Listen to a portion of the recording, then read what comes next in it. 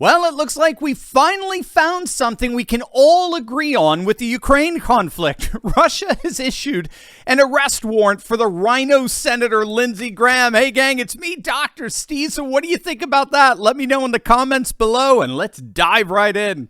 Yes, it is official. The Russian government has indeed issued an arrest warrant for South Carolina Senator Lindsey Graham following his remarks about the death of Russians due to U.S. military aid. Now, if you don't know what Russian officials are referring to, here's the video of Lindsey Graham openly celebrating the killing of Russians. Free or die.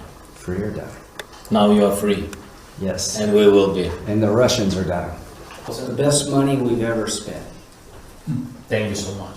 Now, I'm sorry. I don't care what your view is on this conflict, but seriously, it's the best money we've ever spent? What effing universe is this guy living in? Barely half the population is behind this. And this guy has the gall to say it's the best money, our money, keep in mind. It's the best taxpayer money we've ever spent. Well, obviously, Russians did not take too kindly to that. An official body known as the Russian Investigative Committee has announced a criminal case against Graham, accusing him of declaring the financial involvement of the United States as causing the death of Russian citizens. Putin's spokesman, Dmitry Peskov, expressed difficulty imagining a greater shame for a country than having such a senator. And Security Council Deputy Chairman and former President of Russia, Dmitry Medvedev, referred to Graham as, quote, an old fool. The arrest warrant, of course, applies only if Graham were to travel within Russian territory or through its airspace, which I doubt he plans to do. Now, while most of the news coverage is focusing on how this is yet the latest in the escalating tensions between Russia and the United States, they conveniently ignore the escalating tensions between the permanent political class as represented by elites like Lindsey Graham and the people. And of course, the legacy media is going to ignore that. They're going to downplay anything that undermines our ruling elite. Just look at how they're failing to report accurately on our economy. You all know that the economy is sputtering out of control, and we know we need to prepare now for the economic catastrophe that may indeed be right around the corner. And all that means that there's simply never been a better time to protect your assets with the timeless value of gold and silver. And that's where our good friends over at Goldco come in. Click on that link below and learn the 3 simple steps you can take right now to protect your savings the way patriots throughout the centuries have always protected their assets, and that is with gold and silver. In fact, Goldco are patriots just like us, and they're offering up to $10,000 in free silver while supply lasts. So don't wait. Click on that link below or visit my special website, turleytalkslikesgold.com. One of the fascinating facts that are rather inconvenient for war hawks like Lindsey Graham is that the American people today are more anti-war than we've ever been, even more than during the height of the Vietnam era. And that's especially true of the Republican rank and file, particularly in the South and the Midwest. But you would never have known that if all you did was listen to the likes of Lindsey Graham and the legacy media.